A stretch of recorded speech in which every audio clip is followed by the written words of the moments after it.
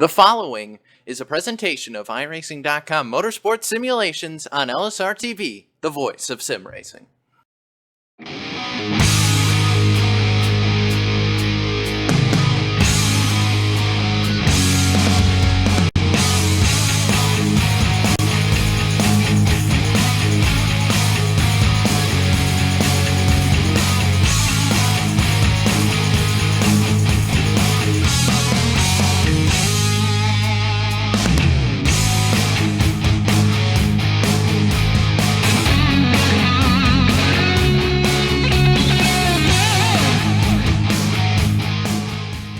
Live tonight from the Phoenix International Raceway, we roll into the second to last race on the 2016 Domino's TYJ Racing Cup Series Championship, and it also marks the final cut of eliminations we're into tonight. We still sit with 12 drivers on the championship grid after 125 laps. That number going to be cut down to 8. Leaving us with just one race left before the championship as we get set for tonight's Trailer Trash Lot 420 200 for the Phoenix International Raceway. Welcome you topside to the LSRTV broadcast booth. As always, myself, Evan Pisoko, alongside tonight with our producer, Cisco Scaramuza, as well on the mic. And Cisco, Phoenix, a fun track as always. It's always a little bit more exciting, though, when we get to come here under the lights. It is an extremely crucial race for all 12 drivers in the championship because only 8 of them going to be able to move on to the Charlotte Motor Speedway. That'll be in 2 weeks' time. That will be a winner-take-all. We'll talk about that, though, once the business at hand is taken care of. And one thing that we should note right off the bat, 8th position, first driver in. 9th position, first driver out. Well, that's a tie. Len McNeese and and down from there respectively, so there is nothing guaranteed for probably about half of those chase competitors into tonight's race. You got to make it or break it here. Yeah, absolutely, and tonight is a very crucial night for these guys. I mean, we'll take a look at the chase grid right now. Justin Faulkner, he's good. Mike Donahue, he's good. Both of them had wins in here. Then you have Curtis Young, who, astonishingly, hasn't gotten a win yet. He's been so close, but either way, we're looking at that cutoff line, and it's going to come down to this. And look at that cutoff line. Len McNeese and Ryan Steinecker equal on that cutoff line, one in, one not. This is going to be a nail-biter for some of these guys tonight. Couple of guys a little bit further down looking for maybe a win to get themselves to the next round. Maybe a Judd Danielson or a Kevin Fetty might have to just rely on that. But, you look at Gainforth, Hawk, McNeese, Stoniker, Queen, that's all up for grabs based on the points here tonight. And you're going to have to survive what could be somewhat of a physical race. Phoenix International Raceway coming in at 1.022 miles in length. It is over a mile, but at the same time, I think by Cup car standards, it's relatively a short track. So you are going to see these guys having to get way out of the gas, especially in turns 3 and 4. Got to pedal it around the racetrack, and Phoenix has been known to provide some very exciting racing in the past. And I think not only because of the fact that we're at Phoenix, but I think you add that and combine it with the situation that we find ourselves in this championship, racing on the 19th race on this 2016 calendar, that if there's any point in the season where these guys are going to have to throw caution to the wind and go at it, it's going to be here tonight. Yeah, absolutely, and we have to take a look. Of course, the dog leg in play tonight here at Phoenix, unlike what you might see on some other games.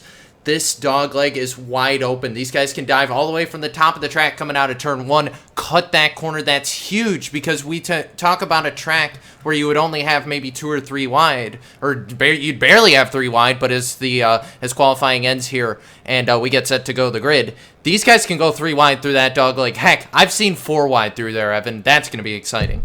Yeah, especially restarts. When you got everybody all over each other, it's a mad scramble down that backstretch, but things get really tight when you hit back in turn number 3.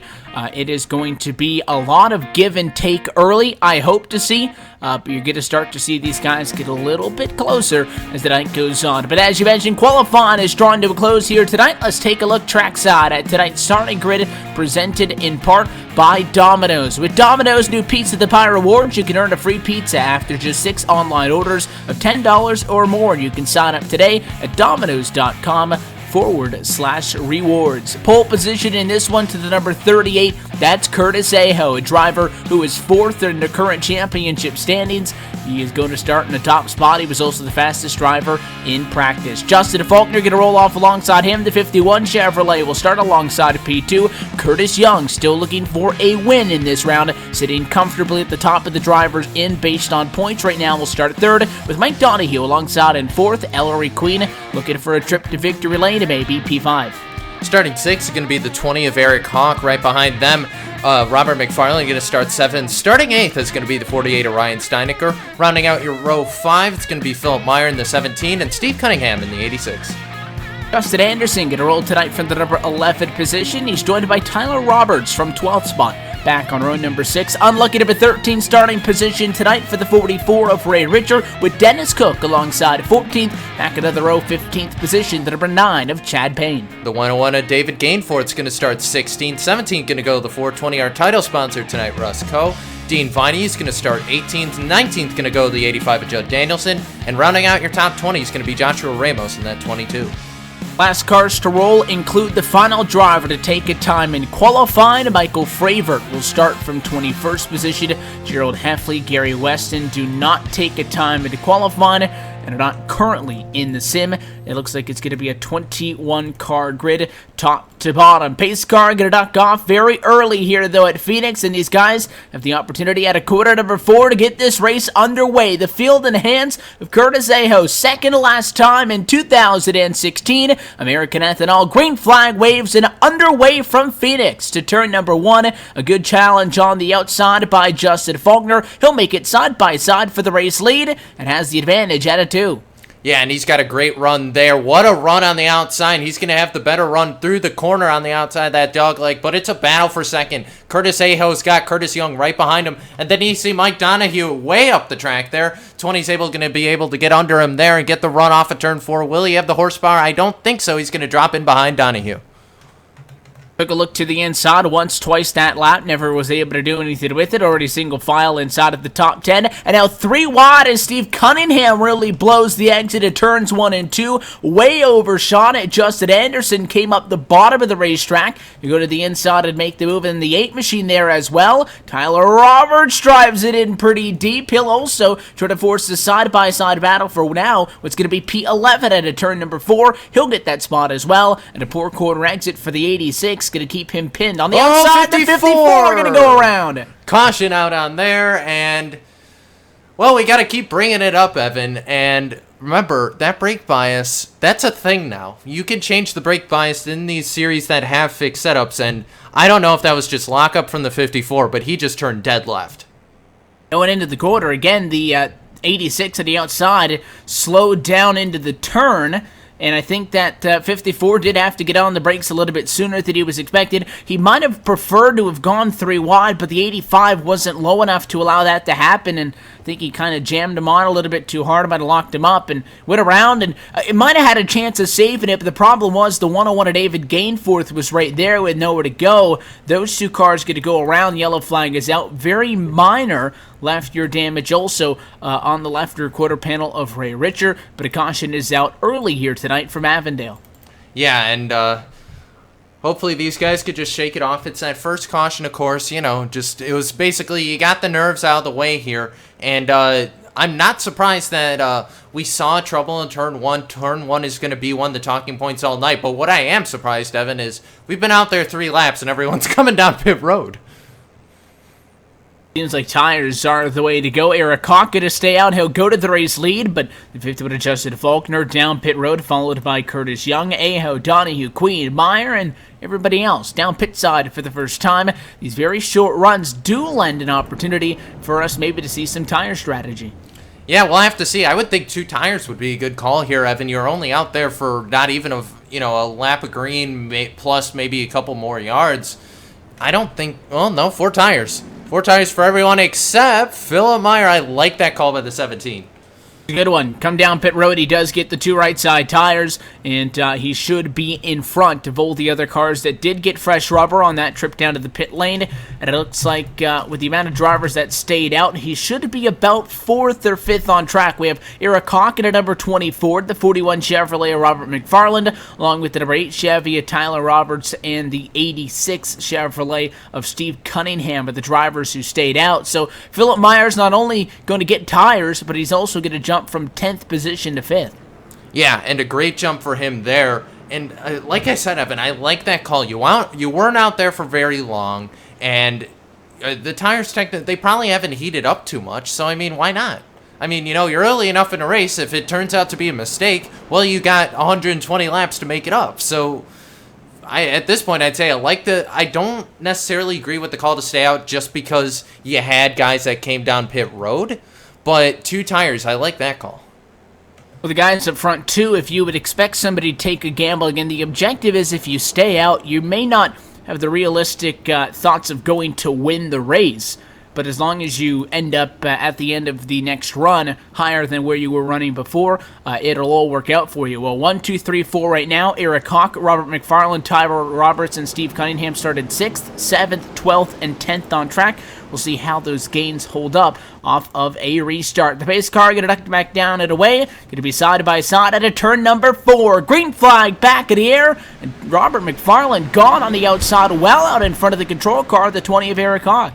Wow, it's either Hawk was sleeping or the 41 just got that good of a restart. That was an awesome launch there by the 41. Terrible 1 and 2, though, for the 20. Oh, yeah, he went after the 41, trying to get to him, and he's really slow to get a fan out on the bottom. And that happens there, Evan, where you just don't get a good run into 1. And, of course, you know, we talk about it. It's a corner. Most of these tracks, mile and a halfs we go to on a warm-up lap, and the 41's down okay. I believe what just happened? That I'm not sure if it's going to be a penalty for the 41, but he tried to come down pit road. I don't really think that he had too much speed. He did get into the fence down in turn number 3 as the race leader. Try to see if we can get a second look at that, Cisco. What happened was we talk about that dog leg and it tightens up into the corner. We threw it down there so aggressively, the car just pushed all the way up to the fence, got it in the wall. I think he might have been undecided if he wanted to come down pit road or not, but made a good move on the restart if he wasn't going to get a penalty for it on the outside. It looked close. But he didn't really get on the gas that late. It might have just been a really poor restart for your race leader. This is going to drop him way back to 19th position and give us a 3-way battle for the race lead with Curtis Young in front of the field. We've mentioned that the 19 machine, a driver who won the last 2 races in the round of 16 at Fontana and Texas. It's kind of funny. We're talking about a winless streak of just 2 weeks, but the 19 machine, he's been up there and he's due in a good spot on points, but would like to obviously get a win here tonight to carry momentum through. He'll go to the race lead and a battle side by side for second behind. Philip Meyer to the bottom, Curtis Aho to the outside. Yeah, and Aho is sliding back, but he's going to have the run out of the corner. That's the advantage that Upper Peninsula Ford was able to get there because he's on the outside. He'll have more speed out of the corner, and as a result, just flying by on the outside. And Faulkner says, "Hey, I'll join you up there." But how about that pit call by the 17? You picked up a lot of spots, and he's able to stay there right now. 38 Machidavejo gets a spot. Now the 17 of Meyer still on the bottom, trying to hold off that 50 of Justin Faulkner, who started in the number 2 position. Oh, what a drift through turn 3, able to hold on to it. Looks like he caught a little bit of the apron, but he's going to slide back 2 positions and into the clutches of the 20 there. Oh, caution is out. Good job of the 38 to hang on. Somebody else unable to do so. It's Justin Anderson in the number 16 Ford Fusion. Looks like problems down in turn number 3, and no surprise that that seems to be the place tonight that we have to keep an eye on. The 16 didn't really drive it in deep onto the bottom. I think the 44 just checked up. Cisco, another issue where somebody gets on the brakes and they lose the handle on that car, and he ended up way on the inside of the racetrack, and I guess felt that if he tried to keep it rolling, he was going to end up in the inside fence, so he locked it up, and it spun that car around, and while that is technically well below that yellow line in the racing surface, caution flag does come out from it. And that looked like to me like he was almost afraid to get run over in the back of by the 22, and he ditched it down the apron, but either way, cars back down pit road here. This tire wear is apparently not very good for these guys right now. Race leaders back down pit road, as you mentioned. We'll see if anybody decides to stay out this time. It looks like Steve Cunningham, the only driver from the lead lap, who's not in this time. Your race leaders, about the top 10 or 15, have to cycle through to the inside of turns 1 and 2 to get to their pit boxes, but nonetheless, Curtis Young, the first driver into the box, he came down as the race leader. He's in pit stall number 3. Right side tires, left side tires. It's going to be a full service stop for the 19, and he'll go unchallenged off of pit road. And the 17's going to take 4 tires there, so he's back on the strategy. And now the 44 of Ray Richer is actually going to pull the 2-tire call. And he takes 2 tires, so that's going to move him up in the grid. That's great for now. Left sides only. Yeah, left sides only. I think he took right sides only maybe the last time. And hey, why not? Or 4, but we will see this as strategy, and not a lot of people do it, and I think I'm surprised that we don't see as many people do it. When you get these kind of races where you have a very short run, but people want to come down pit road all the time, to go with 2 every time, and that's exactly what it did. Just went back and checked. The last time the 44 was down pit road on the first caution, he took 2 right side tires only. This time, 2 left side tires only. Now, obviously not as good as taking 4 tires and going, but he does gain track position on the pit lane, and his tires aren't as bad as they could be. So I'm curious to see how that'll work out for him. Bumps him up to P6. Yeah, and what a position gain for the 44. I mean, he started in 13. He's already up 8. So already a great gain for that 44. His lowest was 16th there. So he started out, kind of fell to the back and figured, hey, why don't we try it? And right now it's working. He's running P5. First driver out of the pit lane, as we noted, was the 19 Curtis Young. He's going to drop back to the number 2 position. Philip Meyer off 2nd is 3rd, and the driver off of pit road 3rd is 4th. That is Eric Koch, because Steve Cunningham stayed out.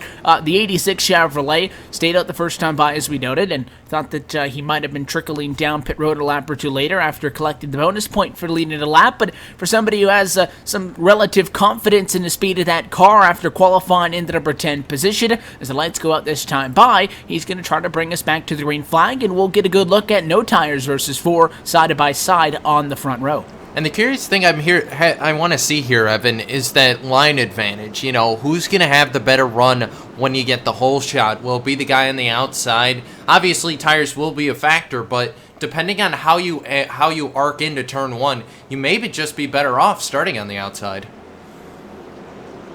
We did see on the drop of the green flag to start this race, the driver on the outside won the battle down off to 1 and 2. And on one of the most recent restarts since then, we did see the driver on the outside also win the battle.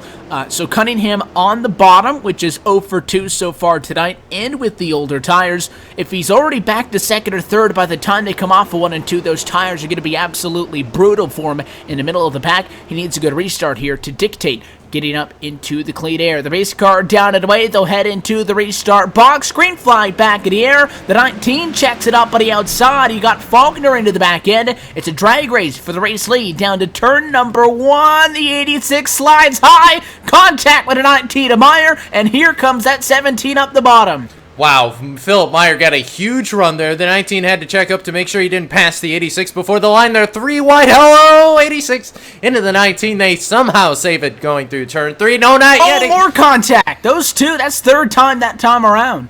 Keep those 2 away from each other as this race goes on, because I don't think the 19's terribly happy at the 86 right now. But either way, the 86 sliding back. It looks like that no tire call isn't really paying off for him, because the 38 now going to go on the outside. He's going to have the run. And look at Tyler Roberts all the way down almost the inside wall trying to get that dogleg to work. Yeah, 36 machine trying to find a way around the 86 right now. Again, Cunningham in the middle of the pack with the older tires, obviously slower. Curtis Aho in the number 38 machine to the inside. They'll go side by side for what's going to be the number 4 position down to turn 1. The 86 way up the hill. Look at the 44 into the fence. He absolutely missed that corner, and it'll cost him 2 spots to Tyler Roberts and Judd Danielson. So the 44 machine not even close on the braking that time.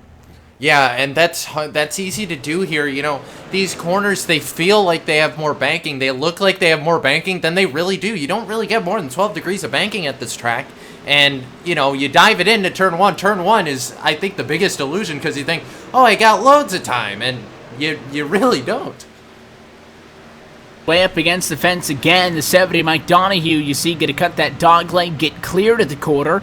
and be able to have sole possession of the preferred line down to the turn. First time talking about the 48 of Ryan Stoniker tonight. He'll go to the back bumper on the 44 Chevy that time. Maybe a little bit of a tap in the center. Not going to be able to challenge for the position, at least that time coming off of the quarter. Mike Donahue in the number 70 machine, though. Now he's caught up to the 86 of Steve Cunningham. He'll go to the inside. He'll have to wait. Caution flying back out.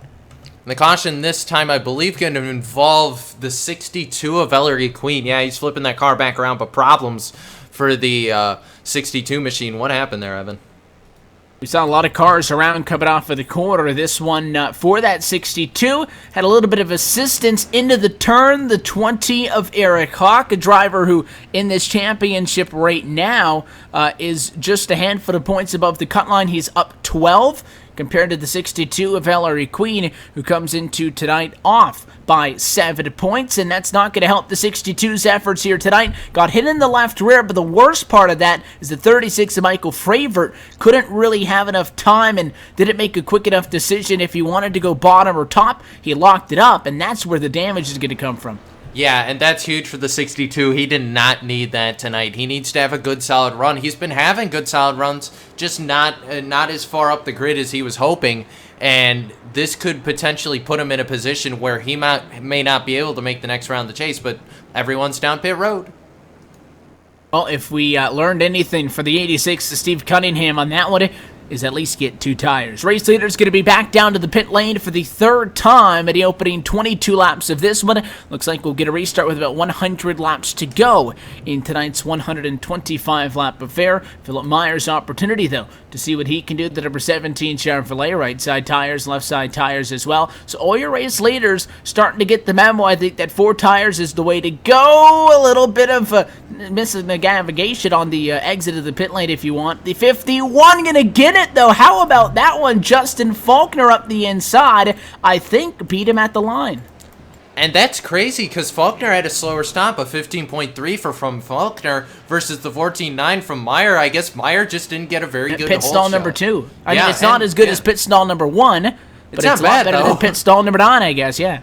Yeah, and I just think the hole shot there, and Faulkner was able to just get a great hole shot and just pull past the 17 there, but they're going to stack it up behind the pace car. 2 cars going to stay out. This time, the 16 of Anderson, who was in that wreck, who locked up, and it looked like he barely missed the pit wall, but he's actually going to stay out this time. Yeah, curious to see what the 16 is going to be able to do. Lights are off on top of the pace car. Ryan Stoniker also going to stay out. They started 8th and 11th respectively. They run 1 and 2 at the moment, as we'll put 23 laps behind us. Very quick caution periods here at Phoenix International Raceway. So we'll see. I think this one, to be honest, it's going to be a question of if Justin Faulkner or Philip Meyer get clear of those guys first. I think that the 4 tires is going to be very much to benefit. Yeah, but we're going to find out here is the American Childhood Cancer Organization Ford Mustang pace car is going to get set to take that left hand to pit road. Ryan Steinecker, Justin Anderson, hey, they stayed out. They're going to try it here on no tires. That 16, though, Evan, I think those tires, you have to be careful they aren't flat spotted. And he's on the outside, so he should have a little bit of a better go at it in comparison to Stoniker. Side by side, they'll come to the line. Green flag back in the air. Not a bad jump for either of them. Down to turn 1, but a clear advantage to the 48 of Ryan Stoniker into the quarter. 3 wide back of the pack, almost the 70. Mike Donahue way up the hill. He brings it back in, and now to the inside. Look at the fresh tires. Bite coming off of the quarter. Faulkner side by side with Stoniker for the race lead to turn number 3. And they're going to go 2x2. Tyler Roberts comes into the battle here. He's going to go wherever the 51's going. Heck, he might even try to make his own line. Caution back out on the racetrack. Roberts, I think, going to be just out of that position. And the it's 19 Young. of Curtis Young around. He was leading this race not all that long ago and went way to the inside.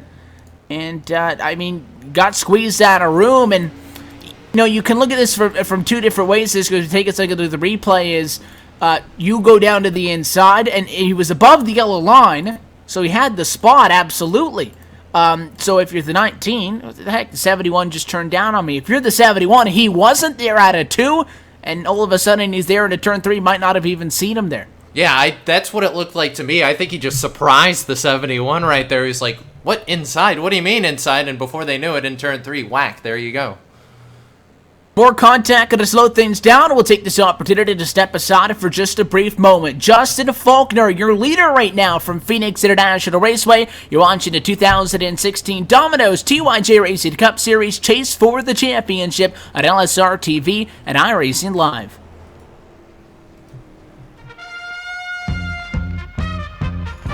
Once its sights are set, nothing can stop the ferocious lion from capturing its prey. Relying on keen senses, lions search patiently before striking with alarming speed. Wait for it. Gotcha, Mr. Piece of Rubbish. He is truly the master of his environment. Do good, be a lion.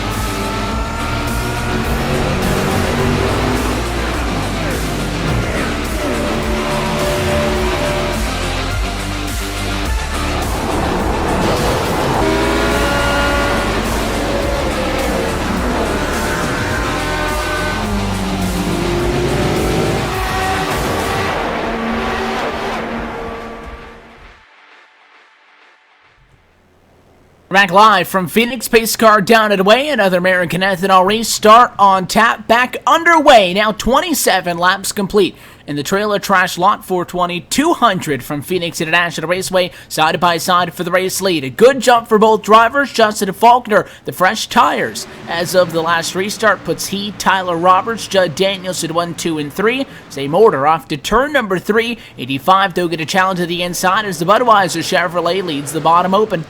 Yeah, and that's going to allow Judd Danielson to jump to the inside right there. I don't think he's going to have a good enough run to try anything unless he dive bombs down in here to 1. Not going to happen. The 17 on the outside, he's going to get the good run out of the corner, but the 8 had to check up there. 17's got nowhere to go. They're going to head through the dogleg.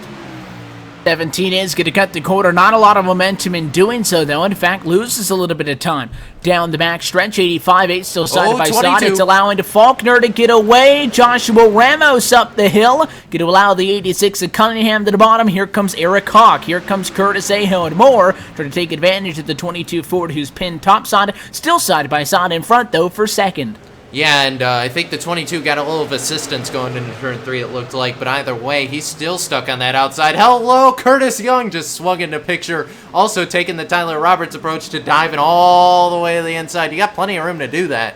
But either way, the 38 also trying to use the apron to get that car turned around the corner. Contact 22. He's going to drive out of it. Drag race back down to the corner. Aho does end up getting that position. He brings Ellery Queen with him. The 19 to Curtis Young, 3 wide up the bottom. He's not going to be getting any room. Sideways and hangs on.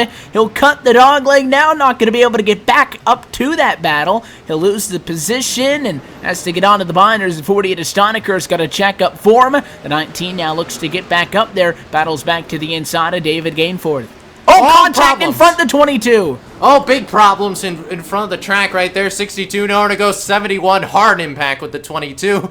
And Robert McFarlane, I think, just needs to go get a new driver suit after that because he was about 2 inches for the 71. Oh, my goodness. Ramos just about went up and over after he got hit in the passenger side door there. It slid up on its side, was able to keep it at all fours. That's going to be obviously critical for that driver to be able to drive it back to pit road. but you'll take a second look at this accident, and it was coming off of 4, again, a flat track, not a lot of vertical grip. When the 22 starts to push, it's going to plow all the way, gets into the fence, and comes down and just obliterates Ellery Queen, who had nowhere to go, and at that point, the track was blocked, and the 19 machine, Cisco, who was just involved in the last accident, Curtis Young, spins it out. Beautiful job of keeping it out of the fence, and then got hit by Dennis Cook. I guess that's just how Phoenix is. I mean, it's such a small enough track where, you know, you start to run out of room and stuff like that, but that 41, what was that, an inch? Maybe he had left on the 71. That was ridiculous, but either way, he got it stopped just in the nick of time. 51 is going to lead the leaders down pit road. Yeah, top guys did not come down pit road that last time when we stepped aside. They aren't going to be down this time. You do see a couple of guys in front of your race leader, Justin Faulkner, onto the pit lane, Joshua Ramos, Russ Coe, Dennis Cook, Dean Vanney. They're all just going to take the penalty that comes with coming down before pit lane opens up for them, because they're going to have to get that service repaired on as the night goes on. But Faulkner's got a long trip around to pit stall number 2, expecting him to not change his strategy, but he stops short in the box, has to correct it. I guess we'll have to find out if that's going to affect the pit strategy here. Either way, 70 just getting into his box now. 38 just rolling in.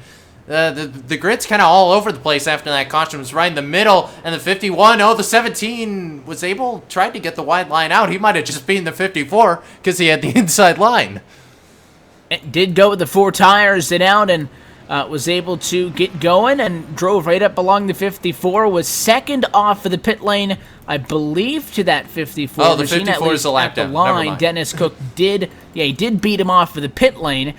He is on the lead lap. Did go with 4 tires. He's being scored on the lead lap at the moment. Came down pit road at lap number 33. Race leaders were on pit road, though, at he's lap a lap number down. 34. He is a lap down. So, yeah, now he's scored 1 lap down. First driver 1 lap down. He did go with 4 tires, though, so he can either be banking on I don't think he's going to be able to get the lucky dog this time. If not, he'll have to battle with Curtis Young, Russ Coe, David Gainforth, Dean Vanney, and Joshua Ramos. Those are the other drivers 1 lap down to be able to maintain what right now is 14th in that lucky dog position, and he'd be able to get the way by the next yellow, get back to the lead lap. But just like that, you take just a little bit shy of half the field now off of the lead lap. You got 13 of 21 still on the lead lap. We're only 35 laps in of 125. Yeah, and we look down the field. I mean, we talk about kind of the dominance of Curtis Young, Justin Faulkner, these guys. I don't know. I'm just looking at the stat sheet right now. Bow ties through the top 6. And talk about the names up here. Steve Cunningham, Philip Meyer, Justin Faulkner. Okay, Faulkner's not really a new guy up here, but talk about Danielson, Roberts, Donahue. These are all guys we usually see in about the 6th to 10th spot. They're up here. They're leading this thing because a lot of those other guys who we see usually up front, they've been involved in accidents or pit strategies, caught them out. So very different complexion in this race than what we've seen. You can also look at the race here tonight in 2 ways. A little bit of a smaller field than what we're normally seeing. That is good for some drivers because there's a lot more room to navigate on the track, and it might be maybe not easier is not the fair word to use, but there's less traffic to navigate around, obviously, to get up to the front of the field. But also, with that being said, for drivers who, to some extent, their result here tonight is somewhat dependent on if they can have somebody in front of them with the points do bad and drop back. There's not as many cars.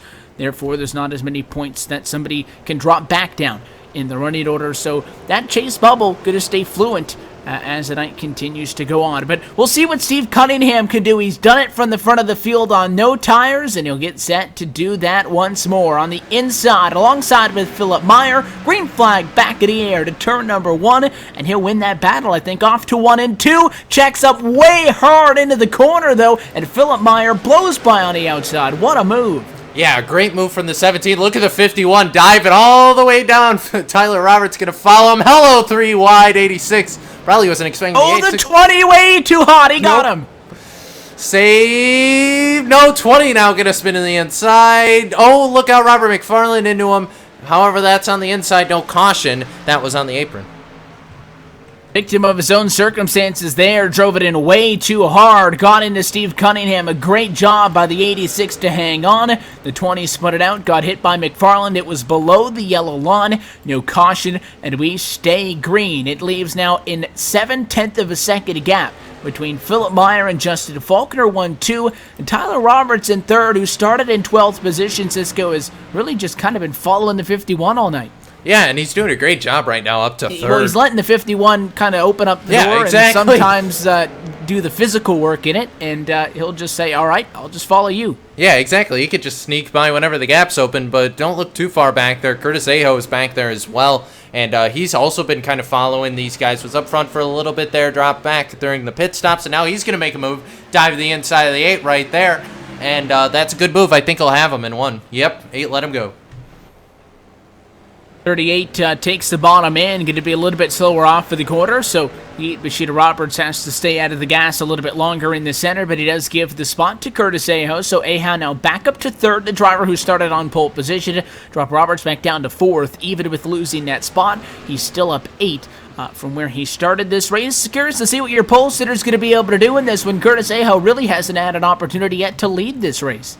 No, not yet, but he certainly has a fast car, and they are catching Philip Meyer ever so slowly here. It's down to 0.6 of a second, and Justin Faulkner obviously doing, oh, hello, lap car 54, look out, Curtis Aho, and brilliant dodge right there for the 38. The 54 going to be high in 4.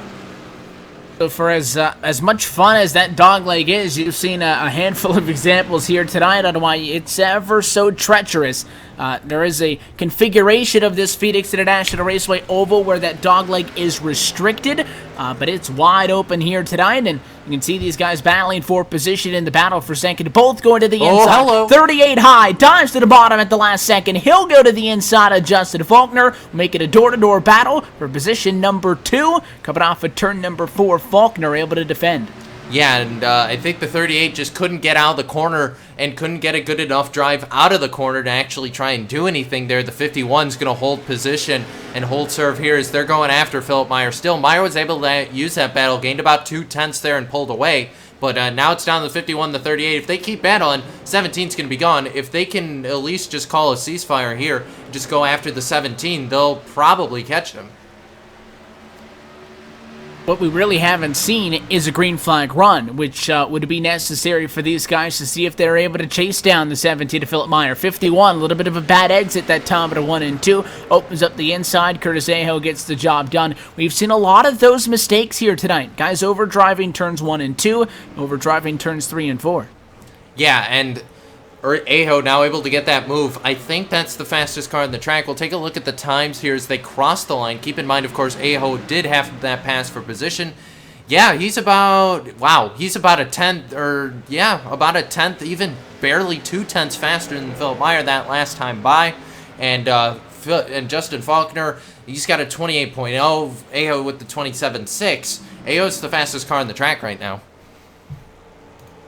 Well, now he has the clean air to be able to get up to Philip Meyer if he's able to do so. Last time by, in fact, this time by with 44 laps complete, Philip Meyer with a 27.712 to Curtis Aho's 27.604. Should be there in about 10 laps if he can keep that pace up, and 17 right in front of him. You can see him.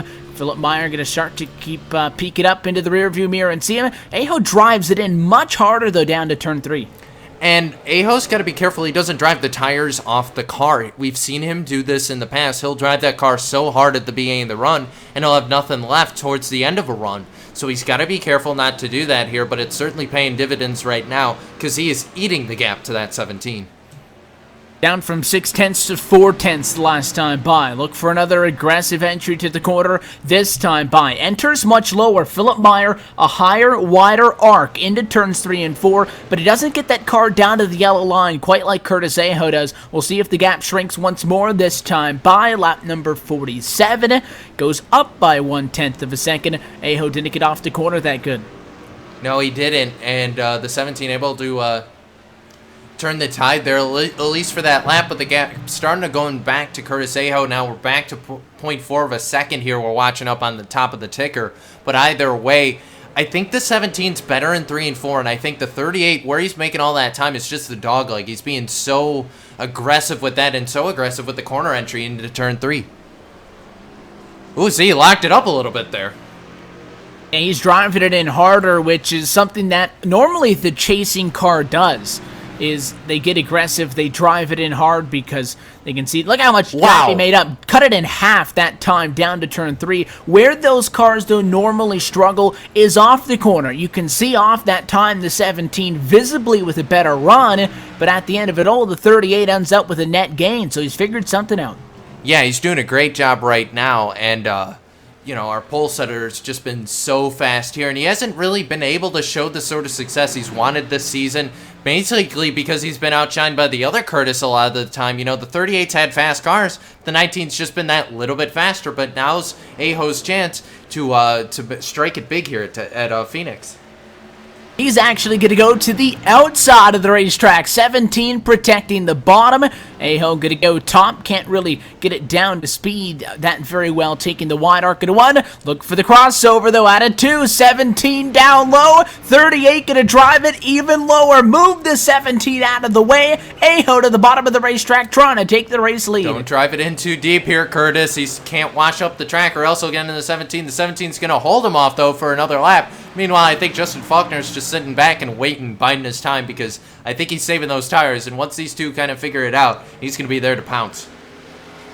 Close it in from behind also is that 50 with Justin Faulkner, just 0.5 of a second off, so Curtis Aho, sure, you don't want to overdrive it, trying to get around the 17, but you don't want to hang out too long and have Justin Faulkner get around you and beat you to the race lead, get the clean air, and take off. So the 38, again, very aggressive when he got to him the first time by making really an unprecedented move to the top of the racetrack, trying to find a way by. Right now, though, kind of balanced out at about 2 car lengths off. And I can't help but notice, but the 38, with something he's doing, he's actually shifting. He's in 3rd through most of turn 1. Wow, what a dive to the inside.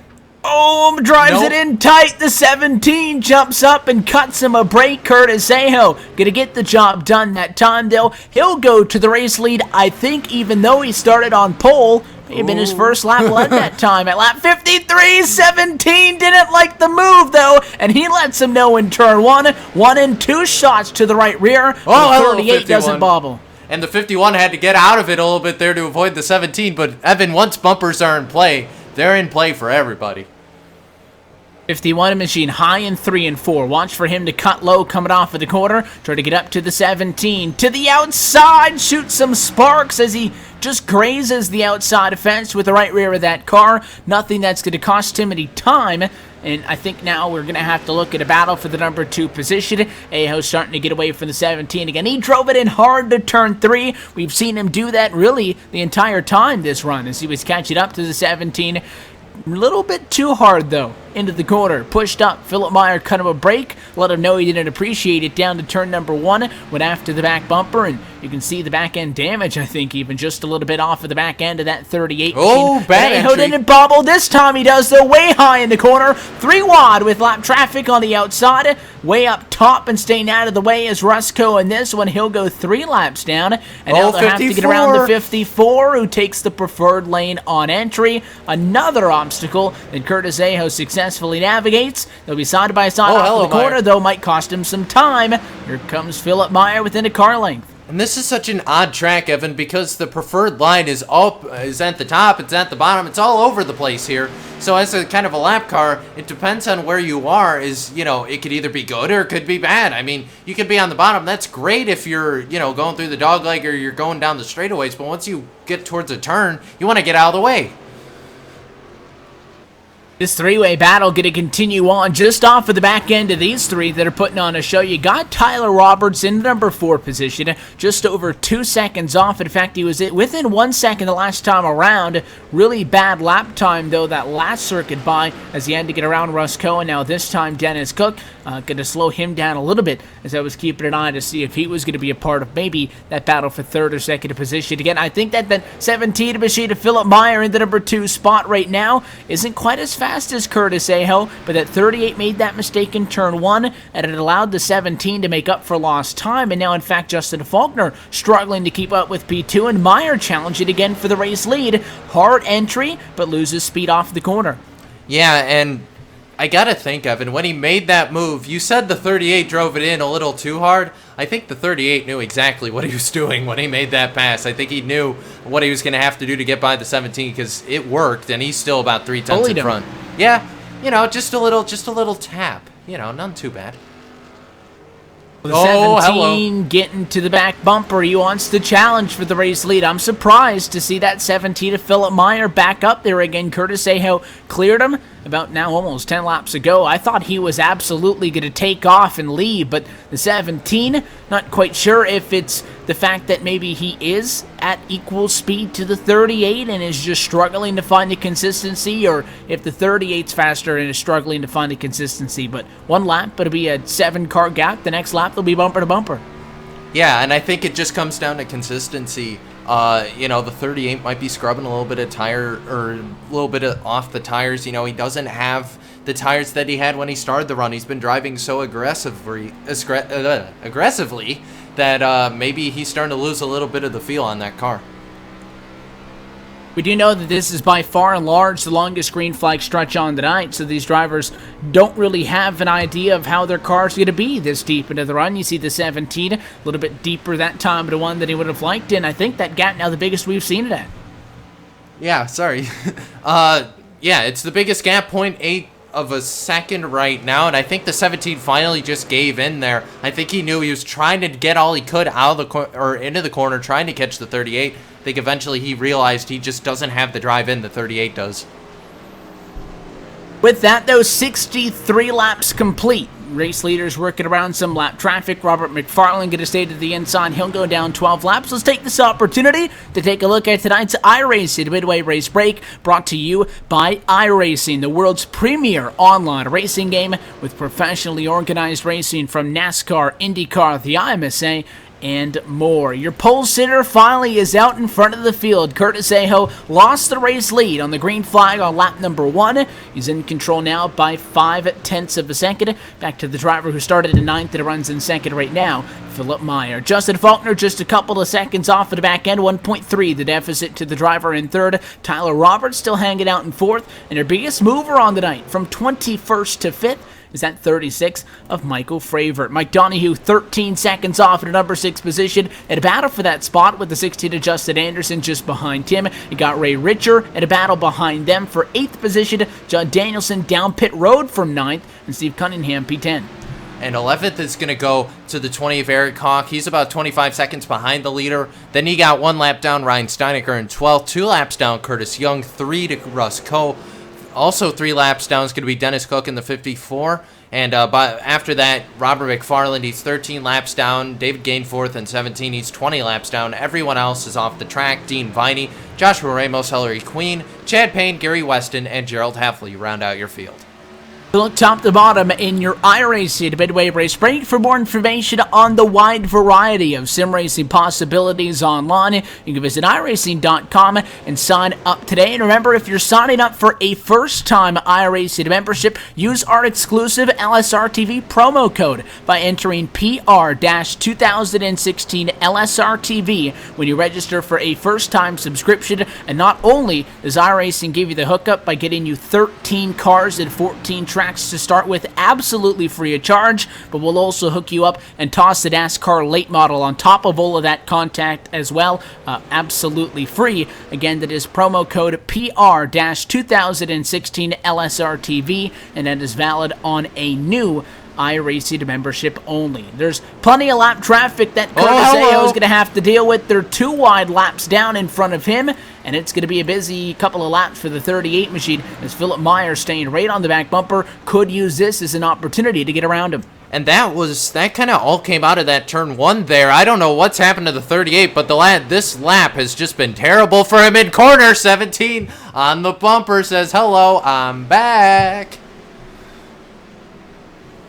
One driver complete, the 38 of Curtis Aho, trying to get up to the next driver. He's going to have to get to David Gainforth, Eric Hawk, Curtis Young, Judd Danielson, Steve Cunningham. Really a non-stop train now of lap traffic as the field is really spread out. And I'm not really looking forward to that if I'm the 38. You know, you got to drive around cars. Hello, 17. What a run he got out of the corner. He's going to try something on the outside. Basically, you know, do what Curtis Aho tried to do earlier. Let's see if it works down into turn 1. Yes, it does. Wow. And you get it to stick, though, off the corner. It can get really tight on the outside of turn 2. We'll go side by side for the race lead. Aho with the advantage of the dog leg. He'll slice to the inside. The 17 can't make the move because the 101 there on the outside. And that 38 kind of uses the lap traffic as a pick. A little bit, but he got on the apron there in turn 3, and it shook that car up, so he didn't gain as much time as I thought he would. The 17 now going to have to dive to the inside of the 101. That pick did work, though, at least for the moment. Look at how much the 38 is losing in turn 1, though, Evan. It's like he has to use an extra stamp of brake or something. We've been talking about how aggressive we've been seeing these guys. Some guys, I guess, rather more than others, getting down into the corner. And Phoenix is a racetrack that really a lot of people don't consider to be multi-groomed. The 17 into the fence, though. Philip Meyer throws it away from second. Caution flag is out. Wanted it too badly. Oh, man. And he still got 50 laps to go in the race. Oh, God, I feel terrible for him. And this hurts because 13 points behind the top spot in the championship and fairly comfortable. Much? Yeah, well, he had 23 points above the cut line into tonight, so I don't think it's going to be a fatal mistake for him, but you never want to do anything to jeopardize something. And I think the 38, Cisco, also, no, he didn't get into the fence. Curtis Aho cut it close, but I was going to say that a lot of the time when you're riding in line behind somebody, you just follow them, and sometimes you follow them into the fence. Well, Aho is fine off the corner. The car behind just misjudged the exit. That could be just from the differences on how you enter the corner or, you know, maybe just a little bit of a speed difference, but just a tough break for that 17. He didn't need this tonight. And as a result, that's going to basically put it all up in the air, and he's going to have to rely. He won't be able to determine his own fate on whether or not he's going to make it in the chase. And that's not a good feeling, Evan, knowing that basically your fate is out of your hands at this point. Kind of race leader is going to be back down pit road for the first time in quite some time. Everybody down together. Probably safe to say no two tires or no tires coming on this trip down to the pit lane. We have seen Justin Faulkner win battles off of the pit lane. He's in from number 2 spot, so we'll see what that Napa machine can do. I was going to say that it's like, you know, the fate's out of his hands. It's kind of like the Blue Jays, actually. You know, it's kind of out of their hands. You know, it's going to determine whether or not Boston can beat them or not. Nudge, nudge, poke, poke. We'll go down to pit stalls 1 and 2. And take a look on the exit. Both drivers going to go, it looks like, with 4 tires of fuel. The right side's up, though, in the 51 before. Justin Faulkner has a shot at winning the race off of the pit lane. Service going to be complete, and he got it, I think, just at the line. Second time tonight, Justin Faulkner going to go to the race lead on pit road, just edging out Curtis Aho that time. And that's about a second difference on pit road speed. Justin Faulkner, 13.45. Curtis Aho, 14.85. That's the difference right there. And the 51, just what a run out of pit road. If you didn't have that slower stop on the 38, he'd probably be leading this thing. The 8 machine going to stay in line right behind them. That's Tyler Roberts in a top 3 running position. Michael Fravert to 4th. Mike Donahue inside of the top 5. You got to hit the reset button now. 75 laps going to be complete next time around, which subsequently is just 50 laps to go. And now is where it's going to get good. Yeah, it is. And it's going to come down. I got to think it's going to be between these top 3. We haven't really seen anyone else have a whole lot of speed. But keep in mind, the 36, that's a pretty clean-looking car. The 70 is a pretty clean-looking car. The 16 has a little bit of damage behind them. So some new players may be able to lay out their hands and try and enter this fight here. But either way, that 8 was so fast there. I think he was just kind of saving it. And we have to see the 51. I think, Evan, I don't think he's as fast on a short run as the 38, but I think the 38's uber aggressiveness was starting to hurt him there later in the run. We'll have to see. If you go green from this restart to the end of this race, then I think that you're going to see yourself just at a little bit of a run longer than the last one. I think that it would still leave us, though, with the trip down to the pit lane. Well, your race leaders did not have to come down the last time. Right when we hit the midway race break, we did see 2 drivers from inside of the top 10 come down pit road. So as the lights go off for the pace car, we get set for the restart. We'll do so with 10 drivers scored on the lead lap. Ryan Steinecker is 1 lap down in 11th. 2 laps down in 12th is Curtis Young. And then Rusko, Philip Meyer, Dennis Cook, and I believe Philip Dyer. That's going to be it for drivers that are 3 laps down. A couple of guys, the contact coming to the green flag here. The 19, the 85 having some issues back of the pack getting sorted out. I think they were both waiting for another driver to get around him. Nonetheless, we do look for the green.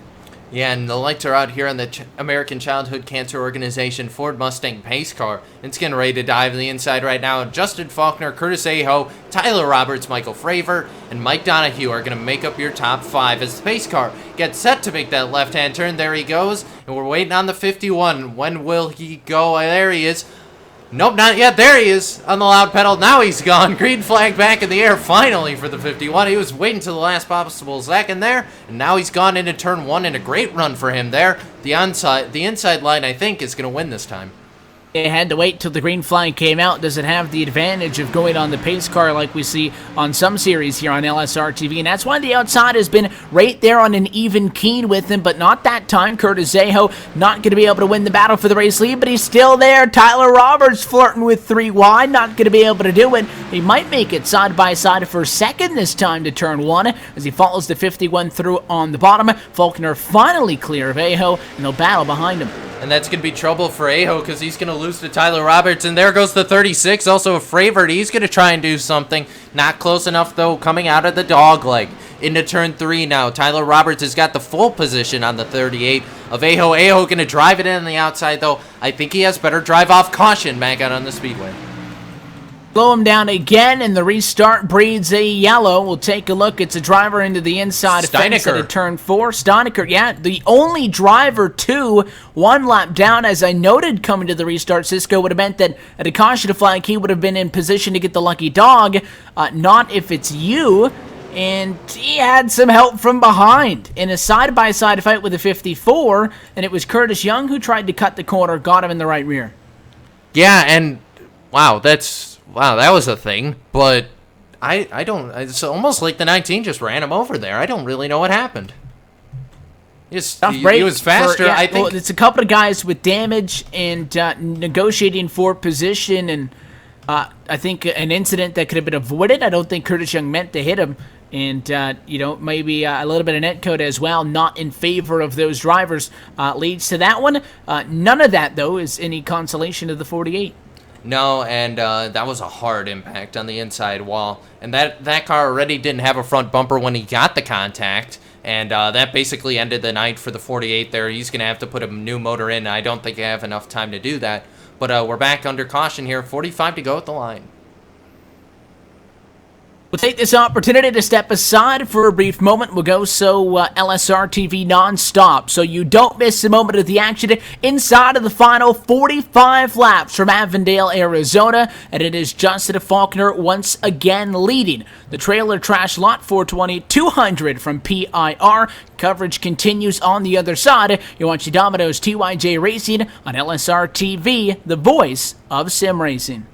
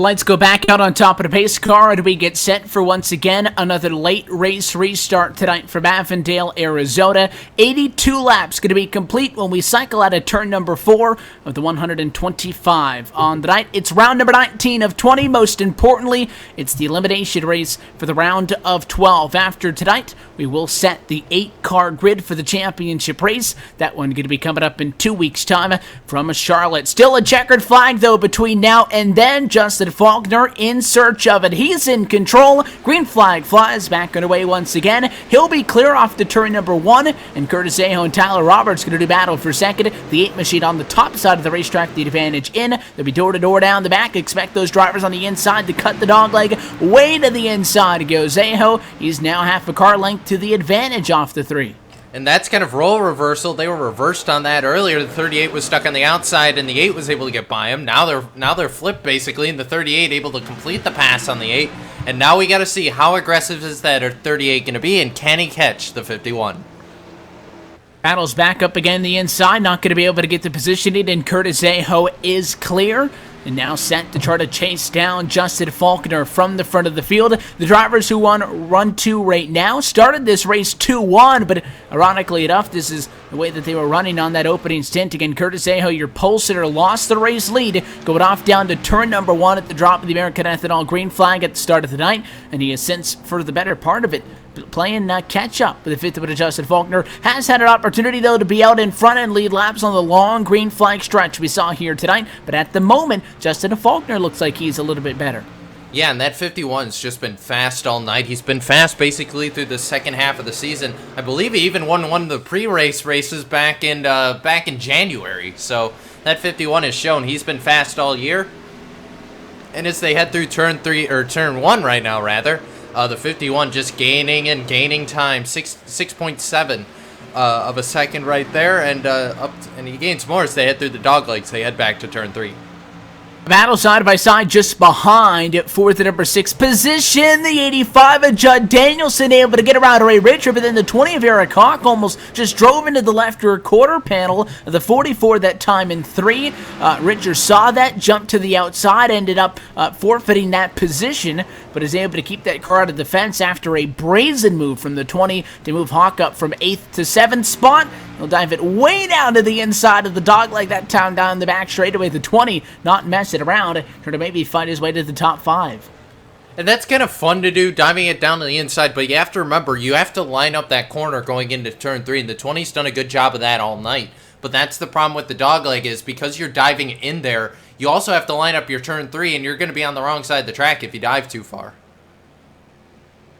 Only 10 drivers, as we noted, on the lead lap right now. Curtis Young, we've talked a lot about the 19 machine, who's good tonight, top driver in on points, and he's not going to lose 36 points tonight, so he'll be good to go for the final round of the championship, but has had very bad luck the last couple of weeks. Well, he's 11th position, 1 lap down. If a caution flag were to come out, he would be able to get the way by and rejoin the drivers on the lead lap, but is routed around there with some damage. Just wanted to keep you posted on where the number 19 machine was. Do want to also note, we've been talking a lot about the championship fights here, as the battle for the race lead may be on in about a lap or 2 as Aho has closed the gap down to 2-3 car lengths. Is the battle for the transfer spot. Again, if you were with us for the LSRTV pre-race show before we dropped the green flag, we noted that there was a dead tie for 8th and 9th in the championship. The top 8 go home, or move on to the next round, and then 9th, 10th, 11th, and 12th are going home at the end of the night. Well, that was Lennon McNeese and Ryan Stoneker. We take a look to see where they run right now. Ryan Stoneker, back in the 15th position, has wrecked out of this race. And look for the other driver in that battle, Lennon McNeese, a driver who came into this race on the upper hand of that tiebreaker, did not take the green flag here tonight. So Stoneker, although he's junked, may still have a slim hope of advancing. Yeah, and either way, we're going to jump back up to the battle for the lead right now, because Aho just tried to do something there going into 3, jump to the outside. It's not going to work this time, but he had a run on him there, just wasn't able to pull it off in the corner. He's there. 38 is closed in. Again, we have seen speed out of this 38. I think Curtis Aho might have the fastest car on track. He's just looking for a little bit of consistency to be able to keep these runs going. I think he's looking for a little consistency, and I think if he has to, as we get closer, about a little over 30 laps to go here, Think the bumpers are going to come back into play, Evan? We've seen a lot of contact here tonight, and between those two cars up front. So if it's going to happen, it'll be between these two. Oh, they'll use the, I believe E.J. O'Rourke said yesterday it was the U.S. chrome horn, I think, as it were. So I think we'll have to see what's going to happen here. But either way, I was looking back, the 8 of Tyler Roberts, he's basically all alone out there in no man's land. He's not really worried about the guys battling in front of him. He's kind of far off that, and he's got a second on the guy behind him. So he's just kind of hanging out and, yeah, not really gaining on the leaders. I think he's just hoping those two kind of do each other in there. Well, I will say the guys up front are lucky that they're not using the chrome horns yet, because they actually have the front clips on both of those cars. They're not down to the tube frame chassis yet. We have seen a couple of guys back in the pack who have been through the ringer so far here tonight, missing a front bumper and or a back bumper. So the guys up front for leading this race and been driving as hard as they have been tonight are better than the worse off they could be. There's a little bit of back-end damage on the 38. There's a little bit of front-end damage on the fifth-wheel adjusted Faulkner. That would concern me if I was behind the wheel of the Napa Auto Parts Chevrolet when it comes to engine temps, but he's had that damage for the better part of this race. So I think if it was going to cause an issue, it would have happened already. I think the 51 doesn't have to really worry about that at the moment. He does have to worry about, though, the ever-growing 38 machine in the rearview window. And he also has to worry about the ever-growing 9 in the front windshield, because that lap car may come into play here. If you're the 51, you might be able to use that as a pick. Otherwise, that's another, oh, hello, he just got in the wall. So never mind. You got to watch out for those lap cars. You can't get any more out of the way than putting yourself into the fence. I'm sure the top two appreciate that one. Is way up to the outside. Chad Payne getting out of the way. He's now 62 laps down, running back in 20th. But a couple of the guys in front of him in the running order are on the pit road, trying to see if he can maybe pick up one additional spot. But you do also see guys like Joshua Ramos, 59 laps down. Dean Vonnie, who's 58 down, still on the racetrack, so that's going to be something that he'll have to contend with. The 50 with Faulkner, he'll take the high line, though, to 3 and 4. 38 dropped it to the bottom. The Napa machine may be better off coming out of the corner as long as he can keep it tight. Drag race that time to the start-finish line. Aho by 4 1/1000ths on the bottom. And he's going to get a great run down to turn 1. The 51, I think, is going to concede that position, but I think now he's going to maybe try and use the crossover lap. Traffic to the high side, that's Dennis Cook. It doesn't matter. And Curtis Aho, rather, he's way out in front as they head through turn 3. Yeah, 38 machine got up there, and I don't think that it was not to take anything away from Curtis Aho in that one, Cisco, but a good move down the backstretch to get the inside positioning, but the 51 just threw away the side-by-side fight with a bit down to turn number 1, and it cost him a lot of time, but now in clean air, I mentioned, I think Curtis Aho's quicker. He just needs to put some consistent laps together. He's set and sail. Yeah, absolutely. He's doing a great job right now as we're coming up to lap 99 here of the race, and the one thing I'm noticing here, we're not really seeing a whole lot of track change throughout this race. Of course, it is a cool night here at Avondale, Arizona, and I don't think we have as much rubber going down on the track as we would have otherwise. At 25 laps to go this time by. Again, not a long race here tonight from Phoenix International Raceway. Very slow start in this one with 3 yellow flags, I believe, for the opening 35 laps of this contest. When you get going, though, on those green flag runs, the laps absolutely fly by. Race leader still within inside of the 27-second per lap bracket. Aho, the last time by, is your race leader. Qualified with a 27.0 and ran a 27.8 that time by. So also not a whole lot of tire fall off. Yeah, and it's allowing these guys to be able to drive as aggressively as Aho. I think if this was the daytime, Evan, I don't think you'd be able to drive as aggressively as that 38 and be able to make that car stick, but he's doing a great job right now. Of course, these cooler temperatures, they allow you to be aggressive and they allow you to really push the car. 0.9 of a second to 0.7 of a second. Justin Faulkner was 0.2 quicker than Curtis Aho the last time by. Again, who is the driver who's quicker at the moment, and who's the driver who is making a little bit of a bobble here and there? Because when there's a difference per lap, it's not 2 100ths and 3 and then 4 and then maybe back down to 2. It's not a consistent margin. If these guys aren't running the same lap time, they're off by multiple tenths. It goes back up to 0.9 that time by. So I think that 38 of Curtis Ajo in clean air again just needs to put that 51 out of his mind. Not worry about him. He's got tons of clean track in front, which is good news as well. Something that Faulkner didn't have when he was leading. Yeah, that's true. I mean, we'll ride on board here for a lap with the 38, and you got cars. There's a couple cars in front of him going down to turn 1 just now and kind of coming out of turn 1, so he's got plenty of time. I think that's the last really pack of cars that he'll probably catch before this race is over. To be 21 laps to go the next time by. Countdown continues for Curtis Ajo, who entered tonight in the 5th spot in the championship, 3rd in on points. Again, Justin Faulkner, Mike Donahue, trips to victory lane already have themselves with their tickets punched into the round of 8 for the championship race from Charlotte Motor Speedway. Ajo would have had to have a catastrophic night to drop out of the championship. He would have had to have lost 23 or more points. 21 drivers started, so not sure if at the green flag he was technically mathematically locked into this one. But the best way to go into an 8-car winner-take-all is with whatever momentum you can get. Curtis Ajo's 20 laps away from doing the best thing he can, and that's winning round number 19. Absolutely, and they're going to head to Homestead, and Homestead Evans, one of those tracks, you know, it's where we finished the Sprint Cup season, but it's one of those tracks that's kind of, I can't really pick another track that's really like it. I mean, you could say Darlington maybe a little bit, but there's not really a track. Maybe Kansas? No, not even. I don't think there's anything quite like Homestead. So we've seen the 19 of Curtis Young be so dominant on mile and a halves. You know, we see Mike Donahue, you know, he was able to get it done, I believe, at the plate tracks. And short tracks, you know, obviously Curtis Ajo has shown us how good he is on the short tracks. Homestead's kind of an odd one out there because it's not a mile and a half like what we're used to. It's not really a 2 mile like we're used to. It's kind of a unique track. Yeah, Phoenix, unlike anything else, Pocono's a similar shape. Pocono is not currently in the middle of an identity crisis, though Pocono admits there's only 3 turns. Phoenix wants to call it 4 for whatever reason.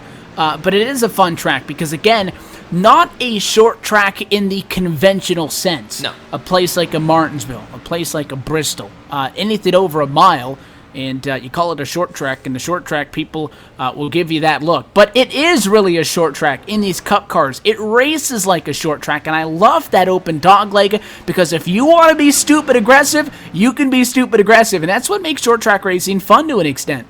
Oh yeah, absolutely. And what also doesn't really make it a short track, this track is a wide track, but it suffers from the same problem as Darlington. Darlington's a huge track, but you only use like 1 lane of it. These guys also have been on the apron here tonight. That yellow line is merely a suggestion on the bottom of the racetrack too. You do see guys getting both left side tires down below the yellow line and help that car rotate off through the quarter. Going to be 15 laps to go, though, this time by. Is there anything left in the strategy in this race that might cause a late race shakeup? A caution that might bring Justin Faulkner back into the conversation. It's up to the 38 at this point. And apparently caution's out, so we'll get back to that. Finales at Charlotte. Thank you, Corey Wharton. But either way, caution is back out on the speedway, and 20. Eric Hawk from the top 6 on track and almost right on cue. That was a battle for position. And hello, 19. Well, we asked if we were going to see the bumpers. He junked him. Not sure if there was anything before that, and I'm trying to take a look, and I don't think that there was any history behind that, so I don't have any reason to think that Eric Hawk went down to turn 1 headhunting, but he got the 36 twice and finished him off. Huh. Well, we're going to take a look at the replay right now to see what happened, because I haven't seen it. Oh, yeah. Did they have the big yellow trailer in this series where they invite the driver and the crew chief there after the race? I'd have a conversation. It might not necessarily be in a trailer, but I'm sure that I'll tell you what, the 20 machine, because again, you're in a position late where inside of 15 laps to go, I mean, not only is it, and again, an aggressive move, not sure if it was over-aggressive, again, because I don't think there was any history behind that, so I have no reason to think it was going in there for a reason, but instead of, just take it a 5th and a 6th, you take both cars out of it And the guy who gets hit had nothing to do with it. We'll see what the strategy is, though. Race leaders down pit road. Can Justin Faulkner pull one final miracle out? The number 51 is second into the box in the race off of the pit lane. He can't do it. Can't get that third time, and he'll have to race around Curtis Aho off of a restart. And Curtis Aho said he fired the pit crew after last time, and I think whoever he got this time worked because he was about 2 tenths faster than Justin Faulkner's time on pit road, and Aho could have the advantage here. If I was Aho, Evan, you want to start on the outside? I'm liking the idea of starting on the outside. Yeah, it's almost, well, most tracks you don't want to be on the outside. It's almost been a better place to be here. And it allows you kind of that ability to arc the first corner and therefore carry more speed. You know, we talk about you go to a mile and a half, you go to Charlotte for the finale, like where we're actually going, not Homestead. But you go into turn 1 at Charlotte after a restart, the gas pedal's all the way nailed to the floor. Phoenix, you can do it. I mean, I haven't driven it in a while, but I don't think you can unless you kind of arc the corner in there. And thank you, Evan. Yeah, I think you have been saying it. I'm just, thinking other things. But either way, I don't think you can go full speed into turn 1 at Phoenix, or if you do, you got to really arc it in there. And the 38, either way, is going to be able to arc it in if he starts on that outside. Then the question becomes, is this going to be the last restart? 10 laps to go can give you, if you start to junk it on the restarts, 1, if not 2 additional restarts inside of those final 10 laps. And I think we normally say at 5 to go is when you're going to have to see a yellow if you're going to have a late race restart. If not, anywhere from there on out would end this race. It might be closer to 3 laps to go here based on how quick these caution flag cycles have been. Yeah, and for Curtis, he's going to have to really... Oh, no, he's going to take the inside. Okay, well, I guess we'll have to find out here. But 12 laps to go. Do you think we're done seeing the yellows, Evan? No. And I think that the contact's going to be inside the top 3. Oh, well, because they've been around each other all night long. It hasn't happened yet. We'll see it. All right. Well, we'll make sure to keep the mics off so we don't hear any more sprint car comments than what we saw on Saturday night, hopefully. We'll see how many cars make it through turns 1 and 2 with all the sheet metal on it. Remember the conversation we had about the Chrome Horde a couple of laps ago? Now's the time that may happen. The pace car going to duck down for what could be the final time.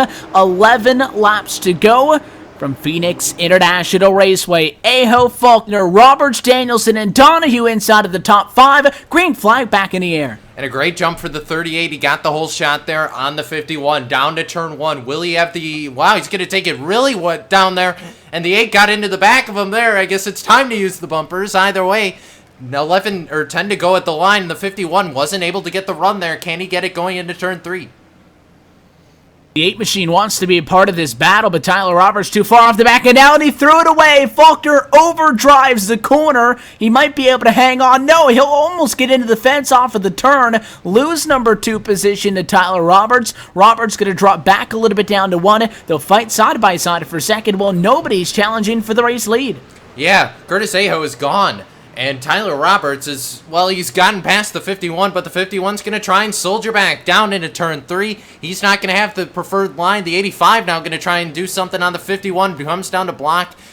Justin Faulkner got a good run kind of through the center there. Not able to get to the back bumper of the 8.